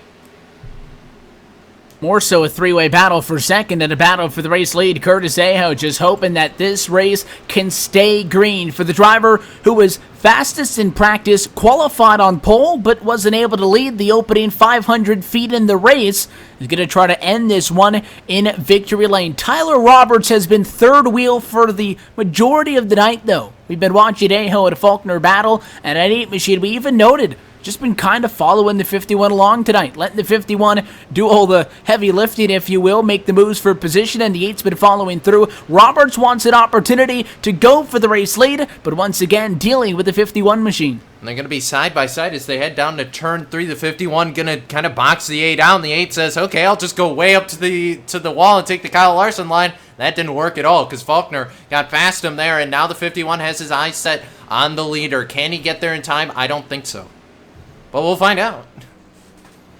6 laps to go, this time by right on the edge of making this one an official race. Faulkner 0.8 of a second off. That's about the gap that he fell back to and then stabilized at on the last run. I think he needs a restart to make up that ground. I don't think Aho's going to give up that much time. No, I don't think he will. In 51, Apex is wide out of the corner in turn 4 right there. Back down to turn 1. He's running out of time. He's got to make it happen right now. He's got to get on that gas pedal. He's got to go catch the 38. See if he makes up any time this time. We'll have 120 laps complete from Avondale. 5 laps to go. May not be the go or go home moment. You might have to wait 2 more laps based on what we've seen tonight to say that a caution flag would definitely end this race. And Faulkner in the fence, using every single inch of the track he can and just losing time. And I think that might have done him in right there. You could see the damage on the 51. It's kind of like, it's kind of what we would see out of Darlington, but he flattened the car. I just don't think that's going to be enough, and I don't think he's going to be able to get to the 38. Next time around, another lap off for the board, and at about 27 seconds again. and change, and he gave it too much into the fence, down to the bottom, and again, Tyler Roberts there to pick up the pieces, gonna drive up to second. Justin Faulkner wanted it too much. Yeah, and we saw that out of the 17 earlier in the race. It bites the 51. Not quite as bad as the 17, but either way, Faulkner just threw it away. I don't think Tyler Roberts has enough car left. The gap is almost 2.5 seconds now as they come to 3 to go. We'll see, that 51 machine is beaten up now on the right side, the left side, and he still has an opportunity to battle for second. Roberts took the position away, but then really overdrove it when he went down to turn 1. Following that, and Faulkner in the fence again. Here comes Judd Danielson up the inside. The 85 Chevrolet looking to go to P2 with 2 laps to go, as Tyler Roberts may have fallen out of this race. Yeah, I believe it looks like he has fallen out of the race. I don't see him on track, and that's tough news. That's a huge tough break for the 8. We'll have to figure out how that's going to affect him in the point standings, but meanwhile, 85 able to get by the 51. That's huge. He's out of the chase coming into tonight.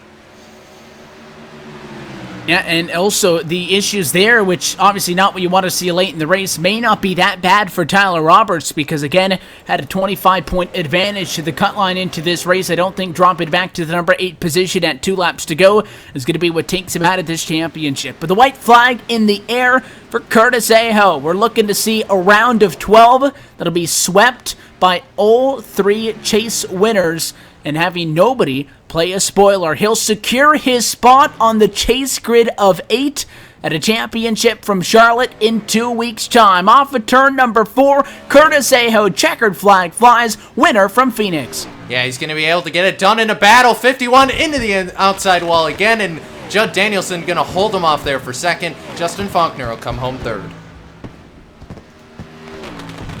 53 or 5.3 seconds off of the back end. Justin Faulkner, who had plenty of experience with the outside fence, comes home third. Could have been a race-winning run for Justin Faulkner. Nothing to hang his head about when you look at the overall picture for him. Was already locked in. Coming into tonight, he won the opening race of the round from Kentucky. Judd Danielson out of nowhere, though, from 19th to 2nd. Yeah, great run for him. Just that's gonna put him in a huge advantage. I think he should be able to make it into the next round. The chase, we'll have to obviously take a look at the points, see how it all stacks up, but that might have saved his chase hopes tonight. Curtis Aho has a celebration due because not only does he win the race here tonight, but again, winning the best kind of momentum to bring into the championship race. And I think that with that being said, he might just have to be considered to be a driver who's got a shot at this one when we head off to Charlotte for that championship race in 2 weeks' time. And I believe for the first time in 2016, Curtis Aho, a winner in the Domino's TYJ Racing Cup Series, and it comes, I think, at the most critical point in his season. Yeah, absolutely. Does a great job here, but we're going to take a moment. We're going to try and talk to him, Evan, here as we're going to head to the LSRTV post-race show after this. And Curtis Aho did a few donuts, and he's going to go and do a Polish victory lap. We'll catch up with him trackside as he heads down to Gatorade Victory Lane as your winner tonight from Phoenix International Raceway in the Trailer Trash Lot 420 200 from PIR. The post-race show is next from Avondale. We'll make up the chase grid of 8 going into the championship race, but first we'll talk with your winner, and that's on the other side. Let's take it from the top. Okay, cool. I've got this time. Ladies and gentlemen, don't forget that the next round of the NASCAR Peak Antifreeze Series, powered by iRacing.com. Sorry, I keep on messing that one up. Why are you changing name all the time? Just do it one more time. Do it one more time. Ladies and gentlemen, don't forget the next round of the NASCAR Peak Antifreeze Series, powered by iRacing, will take place on Tuesday from 9 p.m. Eastern Time. Catch it on iRacing Live. Join Evan and the gang for what will hopefully be another fantastic race. Some of the best sim racing you'll ever see on the internet. Better? Good, perfect. Nice. Cool.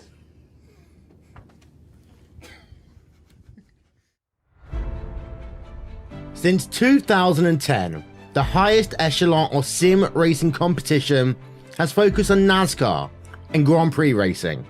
50 of the best drivers in the world doing battle for championship glory. Each man for himself. And even though there may be teammates on track, each driver is in command of his own destiny.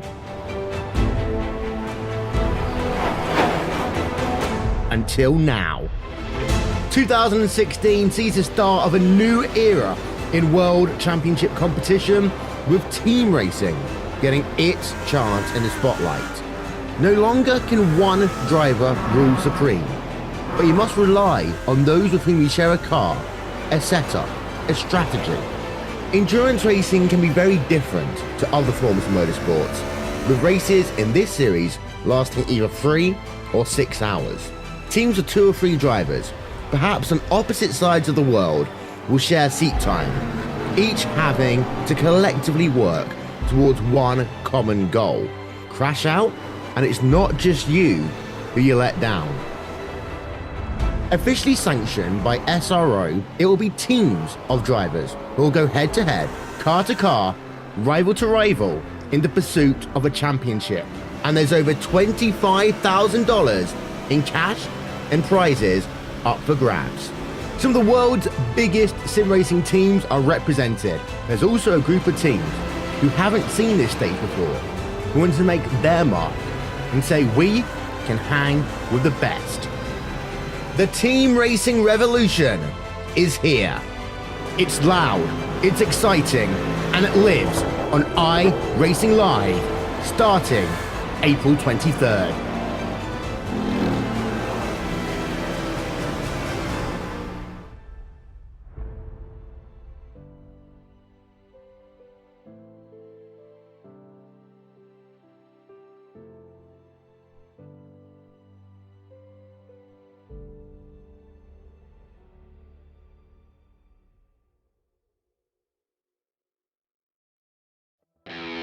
The 2016 iRacing World Championship Grand Prix Series is all about change. New teams, new drivers, new tracks, even a new logo. And oh yeah, there's a brand new car. After 5 years of competition, we say goodbye to the Williams SW31 and we say hello to the McLaren MP430. But this isn't just a brand new car, it's a whole new ballgame. And with it, we bring new excitement, new strategies, new technology. For example, energy recovery and drag reduction systems. There's a new way of thinking about racing, and for all the drivers participating, it's back to the drawing board, wiping the slate clean in the ever-consuming pursuit of perfection. One little slip-up, one wrong move on track, one poor strategy call, and it's over. That's the difference between coming up short and becoming champion, and being $10,000 richer to boot. So yeah, change is in the air, but we're going to start getting answers on the 27th of February as the 7th year of iRacing World Championship competition kicks off. And you won't miss a thing, with every single race live on iRacing Live Coverage brought to you by RaceBot TV. So join us fortnightly from 1:30 p.m. GMT.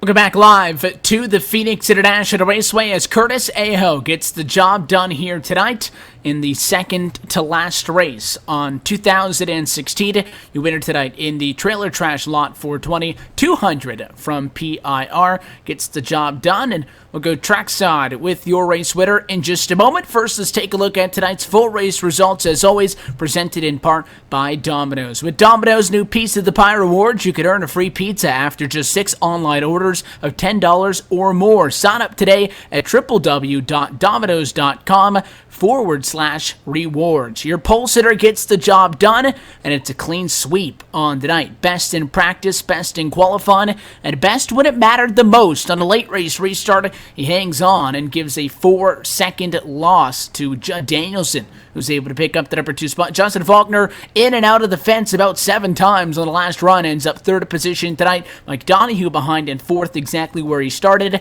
and Ray Richard picks up to take home a top 5. Justin Anderson, though, with a P6, and Steve Cunningham in 7th, the final driver on the lead lap for him. Eric Hawk comes down 1 lap down in 8th position, so was Curtis Young, and then Tyler Roberts disconnected from this race at 2 laps to go. He comes home in 10th position. Not the finish that he was looking for, and most likely not the finish that he deserved, but it's still going to allow him to advance. Yeah, 11th's going to go to the 420 of Russ Coe, title sponsor for tonight's race. 12th going to go to Dennis Cook. 13th to Michael Fravert. 14th to Robert McFarland. 15th's going to go to the 101 of David Gainforth. 16th to Ryan Steinecker. 17th to Philip Meyer. 18th to Dean Viney. 19th goes to Joshua Ramos, and rounding out your top 20 is going to be Chad Payne. 21st is going to go to Ellery Queen. 22nd to Gerald Heffley. And rounding out your field in 23rd is going to be Gary Weston. But that's your full finishing order. I believe Evan has caught up down in victory lane with tonight's winner. And if you're going to head to victory lane at any point on a championship, this is the time to do it. Maybe outside of the last race, if you're going to go to victory lane at some point, this is the race that you wanted to get the job done. Curtis, your winner tonight from Phoenix, and congratulations, sir. It was a wild race. We saw that you started on pole, and there were points where you kind of fell back at a pack, and a lot of battling tonight with Justin Faulkner, especially late. For you guys, though, coming into tonight, not really being that concerned about the points, but still being able to go for the race win, and it comes at a critical time because the win, you'll technically get locked in via that win, but this has to feel great for you guys, and hopefully that the momentum carries through for the next 2 weeks. Oh man, I finally got my first one. Oh, I've been waiting for it. Yeah, last race of the season, before the championship, I'll take it.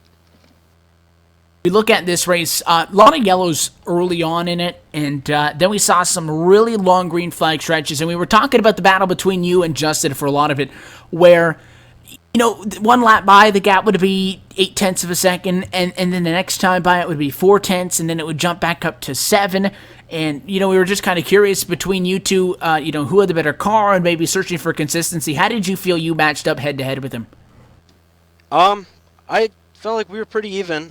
Philip was up there too, but I was shifting in 1 and 2, and I was getting a runoff on the guys, and I was just waiting for a good run to try and like dive it into 3 or get some run on the backstretch so I could get a nose on them. Last time we were at a 1.5 mile racetrack, you guys came home in 2nd position. A 2nd position may just be good enough to win a championship in 2 weeks' time, but unlike what we see with under this same chase for the NASCAR Sprint Cup Series, you guys have 3 less races. So we're not going to go, as we have, from 16 to 12 to 8, then to 4. It's going to be 8 drivers at Charlotte. Whoever finishes the highest wins the title fight. That's a lot of other guys to keep an eye on, and I don't think that really if there's any race to points race, it would be that one, but I think there's just too much going on. The likelihood of the top 5 being 5 drivers out of those 8, I think, is rather high. For you guys, now in a position where you get your breakthrough moment at the best possible time, you're feeling good, you got a lot of confidence, you know that you can finish out these races, even with that late race restart and a trip down to the pit lane, where we had seen Faulkner make 2 times a pass for the race lead on the pit lane, and then holding him off on the restart. You guys have to be feeling good. Going into Charlotte, is the primary focus on going there, trying to win the race, or what's the game plan that you think you guys are going to have to implement to get the best shot at winning the title? Oh, yeah, I am definitely going to be going for the win. Lots of practice in the 2 weeks coming up to it, and hopefully everyone's in my rearview mirror at the end of it, because I'm not going to hold anything back. We know it's going to be an exciting one, no doubt. A little bit longer race in 2 weeks' time than what we saw here tonight. It is going to be 160 laps at Charlotte. That's a good amount of time. Do you think the longer race changes anything from a strategical side of things? Maybe you guys say practicing a little bit more on the longer runs? Yeah, definitely. I'll be practicing the longer runs, the fuel runs. And when that race starts, just trying to keep my nose clean and get to like the last 50 laps to really hopefully be up front and have a shot at this championship.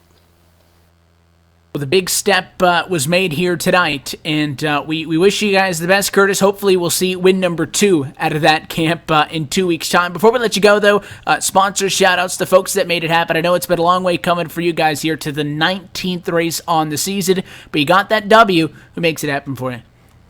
Yeah, made a lot of friends in this league. I got Young, Judd, Kevin, Justin Faulkner's, Phillip. Those guys are all great, race around them all the time. Give a shout out to Robert for putting this league on. Great league, and I will see you guys in 2 weeks. Your winner tonight from Phoenix, he's one of the 8 drivers that battle for a championship. Curtis Aho. Curtis, congratulations once again. Enjoy the next 2 weeks as much as you can, because normally we like to tell you guys, you get the win, you get 2 weeks to kind of milk it. I know that you're not going to be having a lot of fun for these next 2 weeks with all kinds of thoughts running through your head. I know that you guys are going to be on track for a lot of it, so we wish you guys the best of luck, and we will see you for that final race.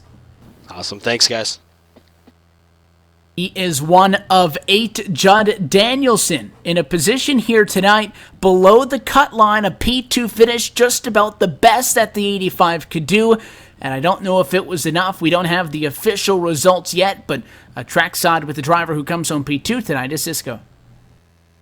Yeah, I've caught up down here on pit road with the 85 of Judd Danielson. Of course, the 85, the best racing, or the best number in racing. But either way, Judd, you came into tonight, it wasn't looking good for the chase, and I'm looking at the standings right now, Judd, and if we're running off the points based off 1 point for every position, I think, and this is my rough math, I think you might have barely just beat Ryan Steinacker to make it to the final round.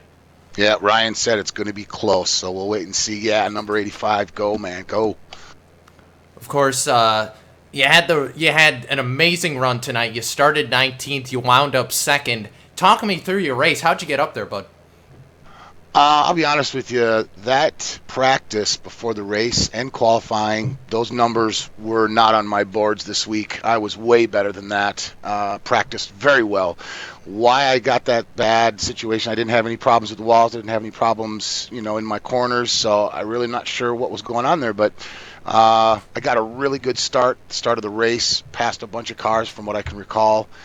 Just stayed out of trouble, had a couple bumps and bangs with Ryan, matter of fact, and we just kind of settled in, got a few cautions up for, first 27 laps or so, and that gave me a chance to keep fresh tires under me. I didn't take a lot of fuel. Matter of fact, I didn't take fuel for the first 4 yellows. And then I filled her back up, and I didn't take any more fuel. So I knew I was good to go at that point, and I don't know, just kept tires under it. Played a cool game, and at the end there for the last couple laps, Justin and I were beating and banging off the walls, and he respected it. He knew I could get around him. He came back around me, and I just went underneath him one more time, and I had to throw a couple blocks, but out of respect, we finished well. He's in the show. I'm not, so I was fighting for every single position. Absolutely. Well, regardless of whether you make it in or not, it was a great run for you here, and Obviously, you want next week, whatever the case is, you want to go out there and win. Does this give you some sort of confidence boosters going into the final race? Yeah, I am really super pumped. Very excited now. Charlotte's not been a real good racetrack for me in the past, but I have learned to get along with her. So I'm looking forward to getting over there. And yep, like you said, Cisco, either way, in or out, I'm looking forward to it. It's been a fantastic year with Domino's, TYJ Racing. So we're looking forward to moving on and bringing some more excitement to the racetracks for 2017. Absolutely. Final shout outs. Who do you like to thank for helping you get that 85 up to second tonight? Alien Gear Holsters. They're a great company. And Conspiracy Motorsport's been around all year with me. David's been gone since the beginning of the chase, but he still gets me pumped up. And all the guys at Domino's, been a real fun year getting to know all these boys and making sure that we're all happy to go. I'm just excited. Real good race for me tonight. I'm happy. Absolutely. Well, Judd, you finished second here tonight. Congratulations, and we'll see you at Charlotte in 2 weeks. All right. Thanks, Cisco. Take care. All right, well, that's Judd Danielson. He's going to finish second here tonight. I'm going to slide over and talk to the guy. He was racing for third, Justin Faulkner. And Justin, I'll go to you. Completely different picture for you versus what Danielson had to do. Danielson had to race his way in tonight. You're already in the chase here, so tonight, really, you just had to go out there and drive as hard as you wanted. Talk me through your race. How was it out there? Yeah, it was a pretty good race. I was about third place car. I was kind of hoping Philip Meyer wasn't a wreck, so he and Curtis could have raced each other. I could have got by him, but overall it was a pretty good race. Absolutely. We saw you kind of taking the waiting patiently to see what happened role there. It looked like you were saving some tires there. If maybe the contacts with the wall hadn't happened there, did you really have anything for the 38? Could you put the fight to him? No, I couldn't have put the fight to him. He was doing something special down in turns 1 and 2 that I wasn't doing, and he was giving me about half a tenth or a tenth a lap there. But if we were to do this race again, I know what he's doing, so I could probably keep up with him now. Well, we flash forward in 2 weeks. We're going to Charlotte and back all the way in January, I believe, January 7th, 2016. You won the season opener at Charlotte. We're going back to Charlotte for the season finale. You're in the running for the championship. It's a track you've won at before. How's the nerves going into that? Pretty calm right now. I'm looking forward to it. All right, cool, calm, and collected. I like it. Justin Faulkner finishes third here tonight. Sponsors, shout-outs. Who gets it done for you in the 51 team? I want to thank Napa and you guys and Robert and all the admins for putting this league on. All right, well, that's Justin Faulkner. He finishes third here tonight. Congratulations, and we'll see you in 2 weeks at Charlotte. Yep, thank you. Well, Bevan, that does it for the top three, and this time in about 2 weeks, it's time to go chase racing, and this is gonna be a very interesting chase group here. We still don't know who the final 8 are gonna be, and you can stay tuned to our Facebook page for that. But either way, Evan, as we look forward to in 2 weeks to the season finale, what do you think we're gonna see then? At Charlotte, I assume that we're going to be under the lights, although we could be in a day race. Nonetheless, Charlotte's a fun track. Again, Charlotte's one of the only tracks, I think it's the only intermediate track that comes with a iRacing subscription. As we noted, and when we talked you through the iRacing midway race break, we mentioned with the promo code, we can get you the NASCAR late model. But Charlotte's one of those 14 tracks that's included with a first-time subscription. Anybody who has raced through, I'm sure, a C-Class license on the oval, which is the better amount of these guys, if not all of them, have raced at Charlotte. Everybody has raced at Charlotte. So everybody's good at Charlotte. Not everybody's good at Phoenix. Not everybody's good at a place, like a Kentucky, very flat track that we were at a couple of weeks ago.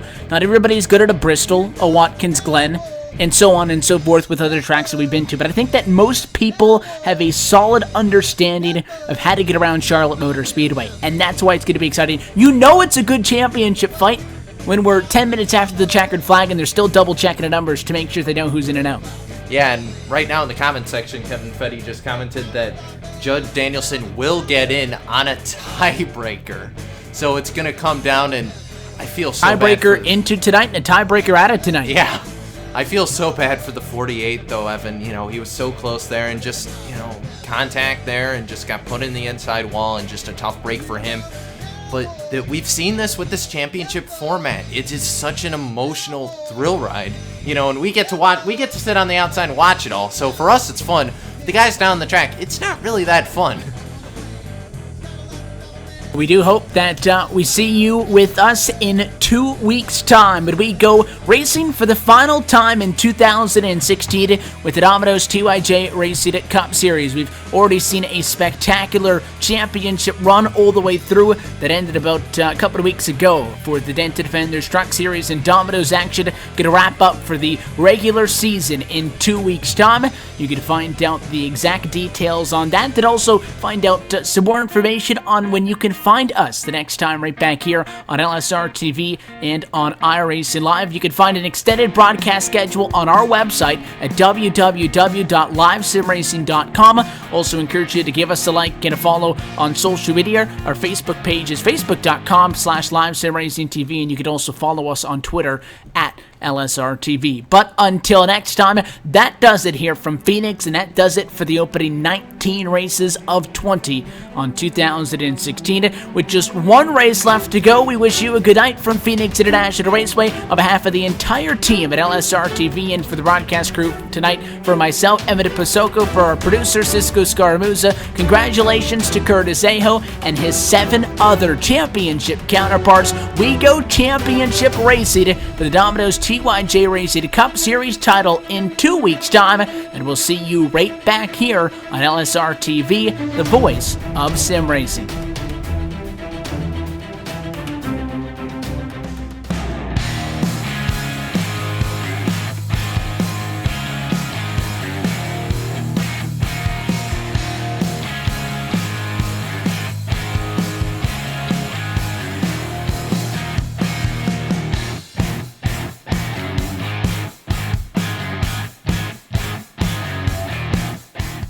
This copyrighted broadcast is presented under the authority of LSRTV LLC and iRacing.com Motorsports Simulations, and may not be reproduced, retransmitted, or used in any form, nor the accounts and descriptions of this event disseminated in any way without the express written permission of Live Sim Racing TV. LSRTV would like to thank its loyal fans for their continued support, and we hope you enjoyed tonight's broadcast.